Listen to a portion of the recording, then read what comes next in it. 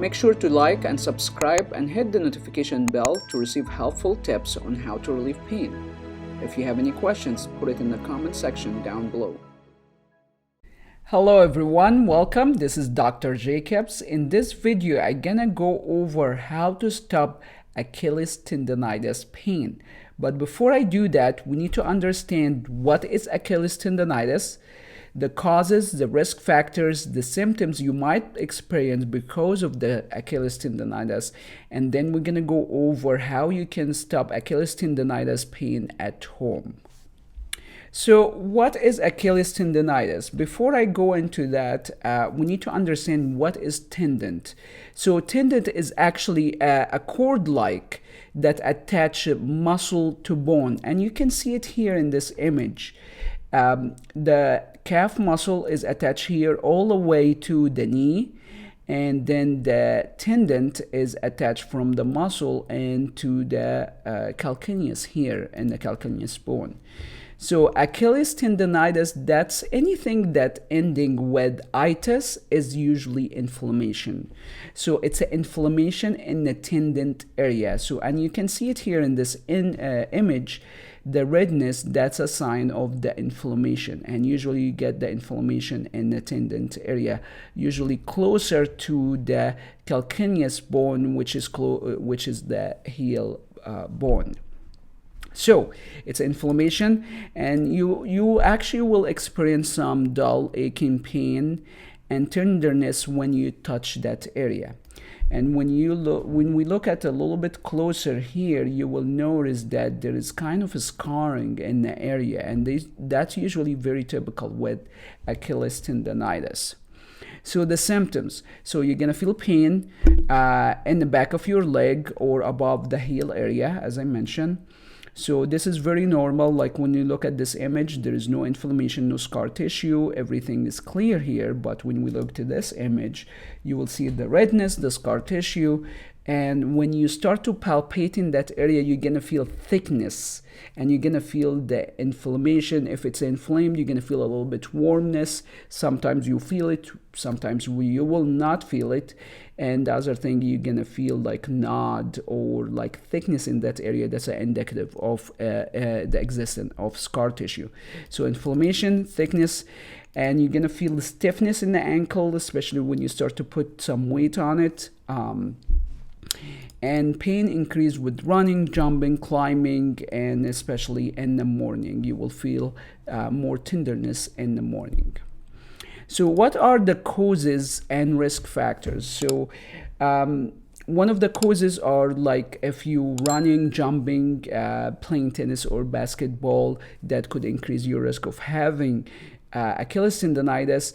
If you have combination of other issues at the same time, you have like bad anatomy, like when you look in this image here, the first image is pronated foot, which means your foot is basically collapsing inward. So if your feet should be the arch like this, that's normal arch. Pronated foot, your arch is kind of collapsing, so your feet going that inward. And you can see here in the back, the line should be normal, the Achilles tendon line here, straight line. If we draw one line, it should be one straight line. But here with the pronated feet, you will see it's kind of angular here, and that's a risk factor for having this issue. Or also supination. If your arch is over or going outward, you will have the angle on the opposite direction here. That's a supinated feet, and that's another risk factor because this bad anatomy is actually kind of stretching the tendon. And when you put more mileage on it, it's like your car out of alignment. You put more mileage, you're gonna wear your tires more in one side compared to the other side. So that's a risk factor, bad anatomy, as you see here. It's more common in men than women. Running in the wore out shoes. So make sure you really check your shoes, especially if you are a runner. if you start to notice there's wear and in the shoes, that is a time to change your shoes. Typically, the recommendation, it depends on how often you run, you change your running shoes 3 to 6 months, every 3 to 6 months. But look in the bottom, because if it starts to wear out, that's gonna increase your risk of having Achilles tendonitis. Tight calf is very common with Achilles tendonitis, and usually that happens with if someone wearing, like especially for female wearing high heels, that is lead to overactivity of the calf muscle, because working the calf muscle too much to compensate for the high heel, and when that happens, you start to have a scar tissue in the calf muscles, and that will lead to decrease the length of the calf muscle and put a stress on the Achilles tendon and could cause Achilles tendonitis. Bone spur, and usually happen here in the back of your heel. That's another risk factor. And the other risk factors is if you have diseases like psoriasis, high blood pressure, or you're taking medication like antibiotics.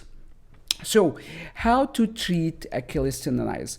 Before I go into detail on how to treat it, we need to really understand the normal healing cycle, because when we have a good understanding of the normal healing cycle, it's easy and more effective to get to the root cause of the problem and really treat it, instead of just masking the symptoms. So, normal healing cycle, our body has to go through 3 stages in order to heal. Again, I use external paper cut like here in this image, but the same process happens internally in the Achilles tendons, but we don't see it because the skin covered it. So this first stage of healing, and that's happened anywhere in our body. Your body has to go through those stages. Knee pain, back pain, it doesn't matter. If you have any injury anywhere, your body has to go through those 3 stages in order to heal. If your body does not go through those 3 stages, that means that did not heal, and you are in a chronic condition of going back and forth between inflammation and proliferation stage. So the first stage is inflammation, swelling, redness, and the blood starts to rush to that area. You can see it in this image. And that's actually one of the classic definition of Achilles tendonitis is inflammation in the tendon. That's by definition, it's an inflammation in the tendon. The second stage of healing is a proliferation stage. That's when your body starts to build the scar tissue. Think about this way. You have a poor body mechanics or bad shoes that worn out, so you put more stress on the tendon, and you start to have a micro tear in the tendon. Your body gonna start to have inflammation initially, and then that micro tear, your body has to build the scar tissue to heal. If your body does not build the scar tissue, that tear gonna be permanent and it will never gonna heal. We need a scar tissue. It's a very important part of healing. The problem is when you have too much scar tissue, that will decrease the length of the tendon and the muscle, so it will put pressure on your bone and you'll have more issue. So our muscle should act like a rubber band. When it contracts and relaxes, it should stretch like this. So when you have a scar tissue on your muscle or your tendon, it's like you have a knot in your muscle and tendon.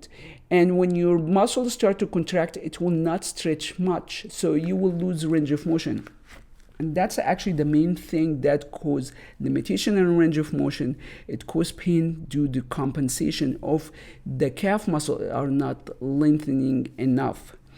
So during the proliferation stage, there is actually a cascade of events. I just focus on the scar tissue for the sake of our time, but in the next few slides, I will touch base on the fascia restriction and other stuff just to give you idea why we have to work on the entire issue instead of like picking and choose part of the healing cycle, because that's not gonna work to really resolve the issue. So perfect scenario during the maturation stage, you can see it here. The body actually gets rid of the scar tissue by itself. It clears up. That's a perfect scenario. If you have a chronic Achilles tendonitis, there's high chance your body going back and forth between inflammation and proliferation, which is swelling, redness, and scarring and fascia restriction, and you start to have muscle spasm and calf muscle, and that's confirming the same definition of the Achilles tendonitis thickening, and that thickening is happening from inflammation and actually scarring in the tendon area. So how to get to the root cause of the problem? Before I do that, I'm gonna go over a few of the current treatment that actually does not work, so you don't have to waste your time on it.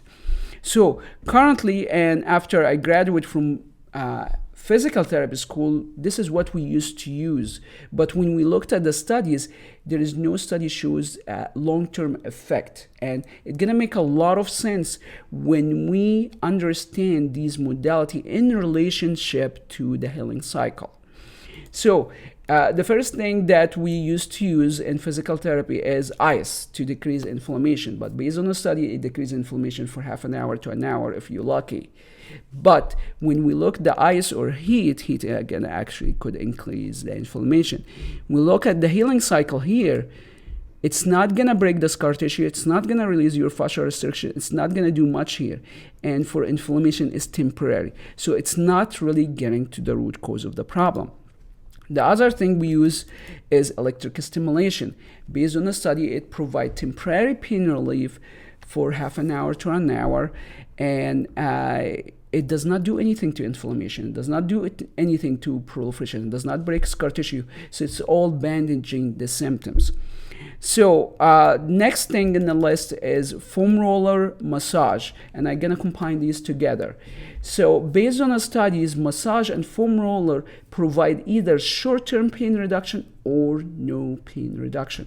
When we look at the foam roller and massage and looking at the healing cycle here, you will notice that if you have inflamed area or open wound and you start to rub with the foam roller on the open wound or the inflamed Achilles tendonitis, you're gonna inflame it more. You're gonna actually make it worse. But the problem is actually not only could cause inflammation, but it actually does not really break the scar tissue, does not release the fascial restrictions, does not address much of the proliferation stage. And when I go over the fascia system, it will make a lot of sense why massage is not effective. So the other thing that used by a lot of healthcare providers like PT or chiropractor is joint mobilization, just moving the joint. When we look here at the anatomy of Achilles tendonitis, okay, you're gonna do joint mobilization for to calcaneus muscle. Calcaneus bone. That does not break the scar tissue. That does not release the inflammation. Yes, your joint gonna be out of alignment. That's correct, but the joint out of alignment is not the problem. The problem is the soft tissue that pulling on the joint. But based on the studies, joint mobilization or manipulation or adjustment does not provide even short-term pain reduction. Very few studies showed it shows short-term pain reduction, but most of the study even does not show short-term pain reduction. So it's not very effective. And when we look at the healing cycle, it's really not doing anything to the healing cycle. It's just basically doing something else not related to the healing cycle.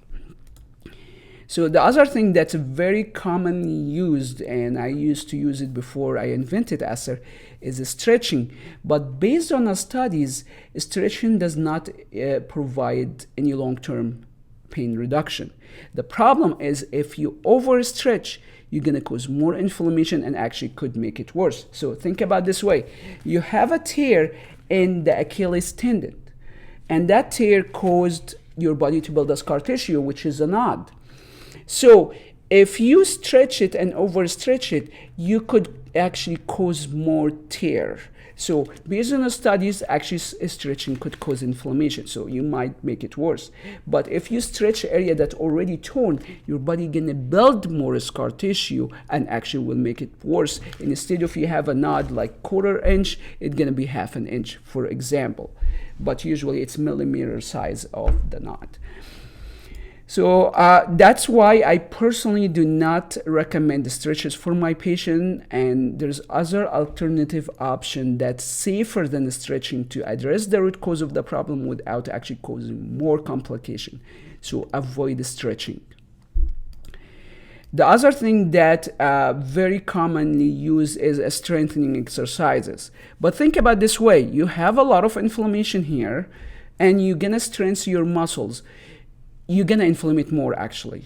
And if you introduce the strengthening exercise during the inflammation stage, you're gonna inflame it more. And if you have a micro tear from the Achilles tendonitis, that exercise is gonna make it worse. But when we look at the normal healing cycle, exercises will not decrease inflammation, will not do anything to the proliferation stage, but actually could cause more inflammation, more scar tissue, so it could make it worse and could lead to have a chronic condition. We need to strengthen your muscles, but we need to introduce the strength exercises on the right time. If you don't introduce it on the right time, you're gonna make it worse. And I personally do not do strength exercise. I do function training. I do gait training because that's more effective, and based on the study, more effective actually than strengthening exercises to correct your Achilles malalignment that you might have in here. So that can be corrected with exercises. In the future, I'm gonna go over videos on how to do that, and also can be corrected with orthotic, and I will go over this option in a future video. But how to treat the root cause of the problem? So we need to really look at the healing cycle from both ends, inflammation and proliferation, and we need to do stuff to decrease each one of them. So for the inflammation, what we usually recommend, if you are in acute stage and you have minor stage, take it easy, stop the running, the jumping that actually could cause more inflammation. If you have minor inflammation, 3 to 5 or even 7 days, that should be enough to really get the inflammation under control and things calm down, and you will not need other intervention. But if you have moderate to severe inflammation, we need to be aggressive on addressing those inflammation. Part of addressing the inflammation is eliminating the root cause of the problems. A lot of you might have other issues, which calf tightness, and that's why we have to work on the proliferation stage, because the tightness is occurring from scar tissue and fascia restrictions. And you might have bone spur. We need to address that too.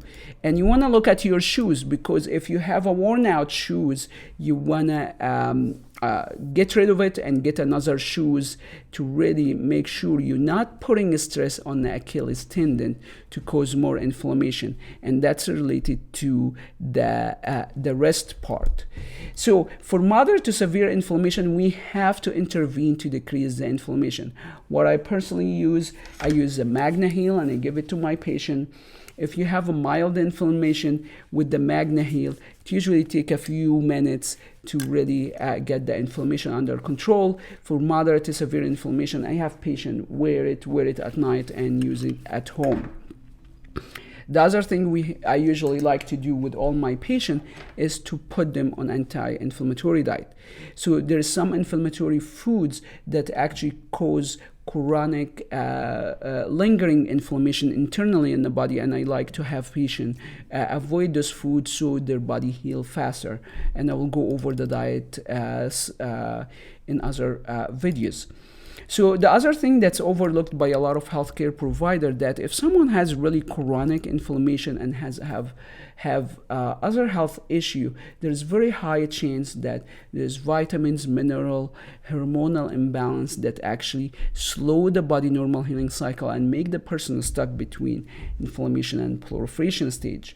So one of the way we really need to understand or know what could be possibly deficient that slow down the healing cycle. What you can do actually today, take advantage of Ask ASTR. It's a free online medical evaluation. The software usually takes 5 minutes answering few questions, And by the end of your answer, the software will guide you to possible vitamin mineral deficiency or hormonal imbalance that you might have. So take advantage of it. It's a free, and it takes just 5 minutes. That's usually what I recommend for chronic condition that you might have, chronic inflammation and your body slow in healing in general. So the other thing we have to address is the proliferation stage.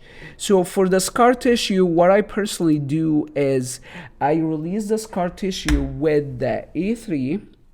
That's to break the superficial scar tissue, and I use the A5 tool to really go deep to break deep scar tissue in the calf muscle and in the Achilles tendon. So going back to why massage and foam roller does not work, because think about this way: foam roller is actually rubbing over the surface. It does not go deep enough to really get to the deep scar tissue or deep fascial restriction. And if you don't have mechanical force that on the fascia area or the scar tissue, it's impossible to really cause release. We learn in the school to use the knuckle or the elbow to do deep scar tissue release or deep adhesion release, but when you think about the knuckle not gonna go deep enough to do deep adhesion release, which actually, if you don't have mechanical force, you're really not gonna do any effect physiologically. Think about this way: if you want to unscrew a screw in your motor and the screwdriver you have is very short, you will never be able to unscrew that screw. So we have to have the tool that really go deep to the adhesion area to really release it. So I use the A5 to release fascia restriction and trigger points, and that's part of the proliferation stage, working on the trigger points, the fascia, and the scar tissue. So I'm gonna go briefly over the fascia system because it's extremely overlooked by a lot of healthcare providers, and it's a very important part of the treatment. And when you understand the fascia system, it will make a lot of sense. You have to release it in order to really treat the root cause of the problem. So fascia, the superficial layer, it's like a wrap surrounding the entire body. It's like a Spider-Man suit wrapping the entire body. And you can see it here in this image, the white tissue here, that's the fascia layer. And you can see it here in the cadaver when they dissect the cadaver. And there is a other layer. There is a superficial layer wrapping the entire body, and there is a layer wrapping a group of muscle, another layer wrap each individual muscle and each individual bundle of fibers and individual fiber. Why fascia could be an issue? Because when you have fascia restriction, it's like you wearing a t-shirt 2 to 3 size too small. When that's happened, you will start to suffocate the tissue underneath it and prevent it from fully contracted. To make things complicated, but don't worry, the treatment is very simple. Our body has two big categories of fascia: superficial layer and deep layer. And each of these categories actually have 2 to 3 subcategories. So the superficial layer, it has 2 to 3 sub-layers of the superficial layer. And the deep layer, we have 4 subcategories: the apratic fascia, epimysin, and premiysin, endomysin. And you can see it here in this image. The apratic fascia that wrap a group of muscles, and each one of these has 2 to 3 layers. The epimysin wrapping each individual muscle, and you can see it here, the muscle fiber. This is what wrap each individual muscle. And then we will see the premiysin, and that's wrapping a bundle of muscle fibers. And at the end, we have the endomysin that's wrapping each individual muscle fiber. And that's why I said massage and foam roller is not effective and does not really go deep enough, because it's impossible with the knuckle or the elbow to go deep to address the endomysin, premiysin, and some of the epimysin areas, because mechanically it's a very thick elbow or the knuckle, that's not gonna go deep. That's why I like to use the A5. So what we do for the fascia system, we have to release the whole system. You cannot pick and choose, oh, I'm gonna work on a superficial layer and I will ignore the apparatic, the epimysin, the premiysin. That's not clearing up the whole system. Think about it. We need to do a tune-up, clear up all the mess. Do not pick and choose which layer to release. So what I personally use is I use the A1 to release the apparatic fascia, the superficial fascia layers, and then I use the A5 to release the epimysin, premiysin, endomysin layers. So to wrap it up, what should we do at home to really address the Achilles tendonitis? It's very simple. If you are in acute stage, you need to stop the repetitive motion that's aggravated, like running, jumping. You need to look at your foot posture or take a picture. If you notice it's tilted, pronated, or supinated, we need to correct that. I will have other videos in the future to how to address that. The other thing you have to look at is your footwear. If you start to notice that your shoes, your running shoes, your flip-flops start to worn out, that increase your risk factor. So those are what you can do at home. If you are in acute stage, addressing the proper posture, foot posture, and proper wear, footwear, and avoiding repetitive motion that aggravated should be 3, 5, or 7 days, and the inflammation should calm down and you should back to normal. But if you are in chronic condition that your body's going back between inflammation and proliferation stage, we have to address this cycle. We have to work on inflammation. At the same time, we work on all the proliferation issues, that's scar tissue, fascial restrictions, muscle spasm, and trigger point, in order to really clear up all these mess to really get to maturation stage to heal the Achilles tendonitis and get back to normal. So if you have any question or comment, leave it in the comment section below and I will answer it in a future video. Make sure to like and subscribe and hit the notification bell to receive helpful tips on how to relieve pain. If you have any questions, put it in the comment section down below or go to asterinstitute.com.